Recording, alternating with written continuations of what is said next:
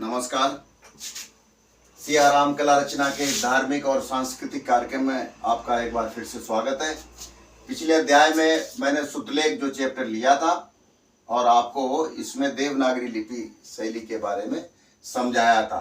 भाग 2 में मैंने दूसरा तरीका निकाला है आपको समझाने के लिए कि ये मूल अक्षर है, जैसे कि ये है और ये है, बराबर है। लेकिन ये आप इसकी गहराई देख रहे होगे। ये वाला जो दूसरा जो कलर है वो मैंने लाइट कलर थोड़ा डार्क ले रखा ताकि आपको समझ में अच्छी तरह से आ जाए। देखो एक बार फिर समझ लो, ये मूल अक्षर है जैसे कि लिखे हुए, इसकी मोटाई के बराबर ये जो गहराई है, ये गहराई जो है वो ये देवनागरी लिपि शैली है। जैसे इस जो व्हाइट ऊपर से दिख रहा हो, आप जूम करके देख लें अच्छी तरह से, ये अच्छी तरह से आप देख ले तो ये व्हाइट को अगर आप हटा देंगे तो ये वाला पैटर्न आ जाएगा। जैसा कि ये आप ये देखेंगे गौर से जूम करके तो ये इसमें आ से अनार में के अंदर ये फिट है बिल्कुल। तो ये क्या है देवनागरी लिपि शैली? ये मूल जो अक्षर है हमारे ऋषि मुनियों ने कहीं पहले जो ताम्र पात्र पे लिखते थे या शिलालेख बनाते थे या अक्षरों की खुदाई करते थे, तो ऋषि मुनियों ने सरल तरीका, एक कम जगह स्पेस कम लेने वाला, तो वो क्या काम किया, एक विशेष स्थिति पे खड़े होकर के और उसका वो करके एक चित्र जो ले लिया, वो ये देवनागरी शैली जो लिपि शैली है उसका उन्होंने आविष्कार कर दिया। तो ये जो गहराई है, जैसे आपको समझाने के लिए मैंने एक बक्सा भी बना रखा है, ये देखिए ये बक्सा बना है। ये तो जो आपके जो प्रकाश की जो रेखाएं हैं वो 90 डिग्री यानी प्रकाश बिंदु से होते हुए जा रही हैं। तो ये 2D में आप ये देख रहे होंगे सारे कोण जो है वो 90 डिग्री के हैं। लेकिन जैसे ही गहराई जब आंखें इमेज करती हैं, मतलब आंखें क्या इमेज करती हैं, आंखों की बनावट ऐसी, जब हमारा माइंड इमेज करता है गहराई को तो आंखें विशेष प्रकार से कोण डाल देती हैं और हमारा दिमाग उस गहराई को समझ लेता है।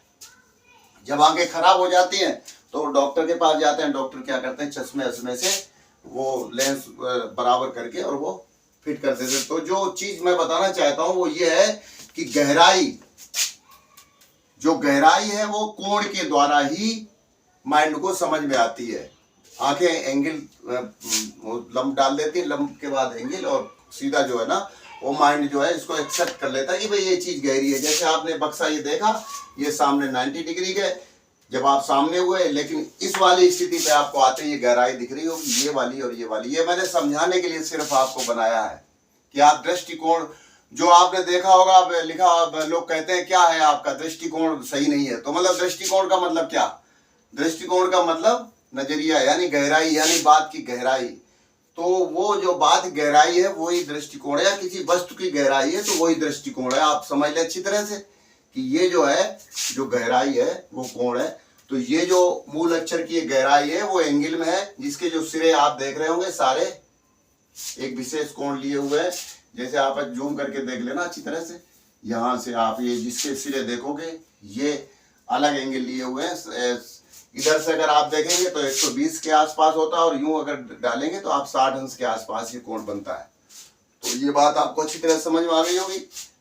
अब जब समझ में आई गई है तो किस बात की देर, कोई नहीं है टक्कर में, क्यों पड़े हो चक्कर में। ऋषि मुनियों ने हमारे क्या काम किया, इसको सरल करने के लिए उन्होंने फलटा यानी उनके जो गुरुकुल थे उसमें इस तरह की ये जो वो अपने इसको कहते हैं निर्कुल, इसमें से ऐसे कलम किया और खत बनाया और जो लिखने का मोर पंख के अलावा ये जो मोर का पंख है वो इस तरह की राइटिंग जो है ना वो लिख सकते हैं आप। और पहले यही सबसे पहले यही प्रयोग में लिया था उन्होंने, आपने देखा भी होगा। देखो हमने बताया था पिछली बार, नीचे कार्टिज है, मजबूत है पीवीसी का, और अपने धार्मिक ग्रंथों में या और कोई पुस्तकों में आपने इस तरह के चित्र भी बना हुआ देखा। तो सबसे पहले जो लेखनी थी वो ये है। उसके बाद उन्होंने अपने ऋषि मुनियों ने ये गहराई को समझते हुए इसी एंगल पे ऐसे रख के और इस कलम को 20 एक कट और सिरे पे मार दिया, तो इसका ये एंगल बन गया। अगर आप खड़ा करके यूं देखेंगे तो ये वाला जो एंगल है वो इसमें आएगा। और बस आप इस तरह से आप कागज पे लिख के आराम से 10-20 लाइनें, 2-4 लाइनें जो भी आए तो वो आप लिख सकते हैं। वही सुतलेख कहलाती है। और वास्तव में जो लोग जानकार हैं, अगर हमारे पास इस तरह की सुतलेख अगर आप लिख के लाएंगे इससे, और बड़ा सरल है और बड़ा अच्छा। तो हम तो क्या है 100 में 100 नंबर भी दे दिया करते थे बच्चों को जो इस निर्भुल से लिखते थे। और मैंने अपने छोटे से स्कूल में बच्चों को फ्री में स्लेट और ये चौक भी और पट्टी भी अरेंज कराई जैसे कुछ, क्योंकि ये बड़ा प्रभावी चीज़ है पढ़ाई लिखाई के लिए। जैसे कि ये ब्लैक बोर्ड है, तो ब्लैक बोर्ड आप देख रहे होंगे ये रिफ्लेक्ट नहीं करता, दूसरे मटेरियल आपके आंखों पे रिफ्लेक्ट करते हैं तो आंखों को जोर पड़ता है, यानी जो आपकी जो आइरिस है आंख की, तो रोशनी पाते ही वो क्या करती है, सिकुड़ती है। तो आपके माइंड को फैलाने के लिए इसमें जोर लगाना पड़ता है, तो सर में दर्द आए और कई तरह की आप कंप्यूटर पढ़ते हैं वो भी ठीक नहीं है। और कोशिश ये करें, जो ब्लैक ऑक्साइड है वो मिलता है बाजार में, कोई सा भी पट्टी हो बोर्ड हो उसको पोत लें, पेंट कर लें और उसके बाद इसमें राइटिंग या लिखाई पढ़ाई इससे करें तो ये ज़्यादा बेहतर है, ज़्यादा प्रभावी। आपने देखा होगा कि जो शिकारी जीव हैं, जानवर हैं, उनके भी आंखों के आगे जो है वो धारियाँ सी यूँ बना देती है, प्रकृति ने ऑटोमेटिक बना रखी हैं। या फिर कमांडो फोर्स भी अपने चेहरे को है ना काला कर लेते हैं, तो उससे एकाग्रचित्तता यानी कंसंट्रेशन जो है ना प्रॉपर रहता है आपका। तो ये तो रही बात पढ़ाई की। और जैसे कि आपका ये एंगल है, तो इसी एंगल पे अगर आप हाथ सेट कर सकते हो ऐसे यूं, ये हाथ यहाँ पे, इसको हिलने मत दो और बस ऐसे ये लिखना चालू कर दो और आपका वही प्रॉपर जैसा है बस वैसे का वैसे ही लिखता हुआ चला जाएगा। आपको कुछ भी करने की जरूरत नहीं। ये इस तरह कोई भी आप अक्षर अगर आप बनाएंगे तो इसी पैटर्न पे आप बनाते हुए चले जाएंगे। कोई सा भी आप जो आपकी इच्छा हो वो आराम से इस तरह से लिख सकते हैं। ये पास में जैसे कि मैंने इस एंगल पे लिख के मैंने हाथ को अपने सेट रखा इसी एंगल पे, इधर उधर नहीं होने दिया और ऐसे लिखते रहे। अगर इससे नहीं, अगर आप कागज पे लिखते हो तो बस इस तरह का बना लो और आराम से ये आप राइटिंग लिख सकते हैं, इसमें कोई आपको परेशानी भी नहीं होगी। और बाकी आप कोई सी भी टाइप अगर लिखेंगे तो वो सुतलेख नहीं कहलाएगी। सुतलेख का मतलब ये है देवनागरी लिपि शैली, जो कि आपके अखबारों में और हर चीज में या ग्रंथों में या साहित्य में यही टाइप जो है वो आपको देखने को मिलती है। तो ये तो हो गई। अच्छा, पिछली बार मैंने जिक्र किया था गालब तथा कात्यायन ऋषि ज्यामिति शास्त्र, यानी हमारे देश में या खास करके आप कहीं भी प्राचीन मंदिर देखेंगे तो उनकी जो वास्तुकला है या शिल्पकारी है या फिर जो मानचित्र हैं, तो वो किस मेजरमेंट, उनके मानदंड क्या थे, वो बनाए कैसे गए। जबकि उस समय ये इंची टेप या ऐसे कोई साधन तो थे नहीं आज की तरह, या कोई चलो थे भी लेकिन वो कौन से थे। जैसे कि आज जो पुराने जो स्थापत्य हैं उनको बनाने के लिए कोई पेंच मापी या कोई वर्नियर कैलिपर्स या कोई भी कंप्यूटर की प्रणाली वो उनका निर्माण नहीं कर सकती है, वो सक्षम नहीं है। तो वो कौन सी उनके पास आर्ट थी, यानी वो कौन सी ज्यामिति शास्त्र थी, उनके पास ज्योमेट्री का कौन सा ऐसा ज्ञान था जिससे कि संभव हो सका।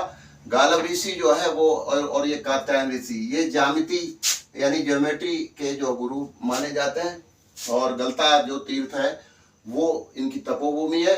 यहाँ भी ये कुछ ऐसा ही इनकी करामात देखने को आप मिलेगी। इनके उदाहरण अच्छे से जो है, जैसे जो कुंड है, या आप ऐसे समझे कि जो अग्निवेदियां होती जिसपे जो वो आहुतियां देते हैं, तो वो जो चाहे वो वृत्त में हो या वर्ग में हो या अर्धवृत्ताकार हो, इनका सबका क्षेत्रफल एक ही होता है। तो वो कौन सा ऐसा सिस्टम है, कौन सा ऐसा वो है कि मतलब पैमाना उनका क्या है कि वो एकदम परफेक्ट। आज के जो इंची टेप है, जो नाप के जो आजकल प्रणालियां हैं, उनसे वो बेहतर हुआ करती थी। तो ये रही बात तो यहाँ पे। और दूसरा, लेखनी का तो इतिहास मैंने आपको समझा ही दिया। आपने चित्र भी देखा होगा इस तरह से अपने धार्मिक ग्रंथों में। तो ये तो सबसे पहली जो लेखनी है वो पक्षियों के पर, खास करके मोर के पंख जो है वो लिखाई के काम में वो आया करते थे। आज भी ऐसी मानता है कि किताबों में या घरों में और इसमें जिसमें ये पर रहता है, तो वहाँ जो है वो लक्ष्मी की कृपा और सरस्वती की कृपा जो है वो अच्छी हमेशा बनी रहती है। तो क्या होता है, जब हम गलता तीर्थ में स्नान करते हैं या फिर अन्य किसी जो प्राचीन मंदिर है वहाँ जाते हैं तो हमारा जो है माइंड वो कुछ समय के लिए काम करना बंद कर देता है। तो ऐसा क्यों होता है? और या फिर हमें ऐसी आदत लग जाती है कि जब तक वहाँ उस स्थान पे हम जाके आते नहीं तो हमें चैन भी नहीं पड़ता है, मतलब ध्यान जो है ना वहीं आकर हमेशा उसी धार्मिक स्थान पर बना रहता है। तो ये ऐसा वो कौन सी ऐसी शास्त्र है कि जैसे कि ये पुराने जो स्थापत्य हैं या पुराने जो प्राचीन मंदिर हैं तो उनमें कौन सी ऐसी विधि, कौन सी ऐसी विद्या लगाई गई जो बार बार जो है ना मैं आकर्षित करती रहती है? तो ये भक्ति भाव है या इसके अलावा, इस पे हम भी चर्चा करेंगे। और हमारे जो देवी जो देवता हैं वो सॉफ्ट टारगेट होते हैं, खास करके जो नेता हो या कोई सेलिब्रिटी, और वो ऐसा ये क्या है, ये कोई नास्तिकता की पराकाष्ठा है या फिर जो है कोई और दूसरी चीज? और इसके बाद जब ये उसके बाद फिर हम श्रुतिधर जो है वो चैप्टर जो है ना चालू करेंगे श्रुतिलेख के अलावा। श्रुतिलेख का तो आपका पूरा हो ही गया, इसमें कुछ बाकी नहीं रह गया। ये श्रुतिधर के बारे में और आपको समझाएंगे। तो ये श्रुतिधर कौन थे और अभी भी हैं, तो वो कौन है और कौन हो सकता है? तो इसी तरह हमारे साथ आप बने रहिए अगले अंक में। और धार्मिक जो है वो अपने वेदों से जुड़े, धार्मिक ग्रंथों से जुड़े, वैदिक ज्ञान से जुड़े। और अगले अंक में हम फिर मिलते हैं। तब तक के लिए नमस्कार, जय श्री राम।